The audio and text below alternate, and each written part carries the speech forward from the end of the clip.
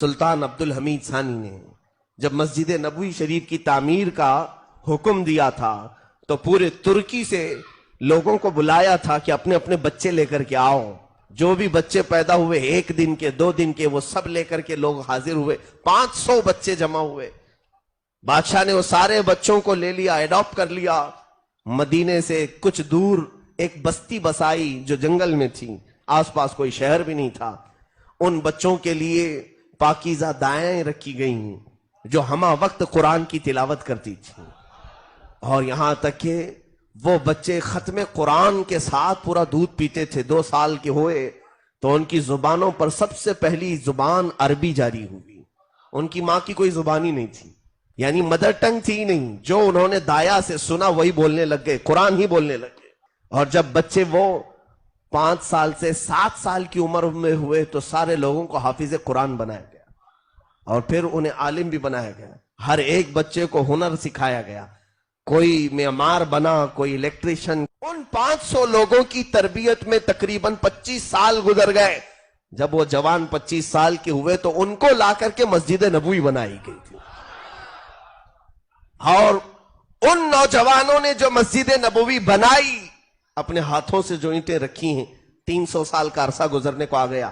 ابھی 1960 اور 1970 کی دہائی میں دوبارہ مسجد نبوی کا کنسٹرکشن ہوا ہے سعودی بادشاہ کے زمانے میں. یہ جو ابھی آل چل رہی ہے انہی میں کا ایک بادشاہ تھا جس نے توسیع کی اور بڑھایا ہے مسجد نبوی کو, بہت بنایا.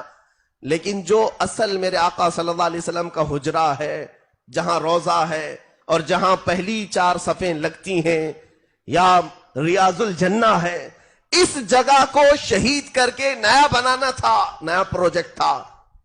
تو لکھنے والوں نے یہ بھی لکھا ہے کہ 1 مہینے تک بلڈوزر اس کو دراڑے مارتے رہے لیکن دیوار ہلی نہیں, اس کے کوئی پلر نہیں ہلے.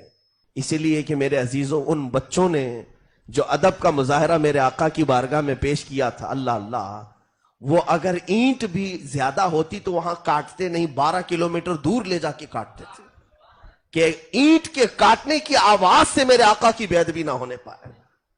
اور پوری مسجد کی تعمیر ہو گئی, کسی دیوار پر انہوں نے قدم نہیں رکھا.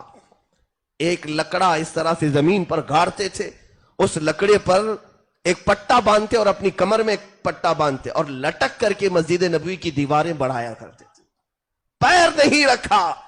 اور اس کام کی برکت یہ ہے کہ آج تک وہ دیواریں ویسی کی ویسی ہیں, میرے آقا نے اسے ویسی قبول کیا ہے. ساری چیزیں نہیں ہو گئیں لیکن مسجد نبوی کا وہ حصہ آج بھی وہی ہے جو ترکیوں نے بنایا تھا. حضور کا حجرہ وہی ہے, میرے آقا کی جالیاں وہی ہیں, جالیوں کا ایک لوہا بھی بدلا نہیں. آج تک وہاں لکھی ہوئی عبارتیں بھی وہی ہیں. اس لیے کہ یہ چیز ہوتی ہے میرے عزیزوں, جب بچے کی صحیح معنوں میں تربیت ہوتی ہے اور وہ جوان اپنی تربیت کے انداز میں آ کر کوئی کام کرتا ہے تو مولا اس کام کو سدا قائم رکھ لیتا ہے.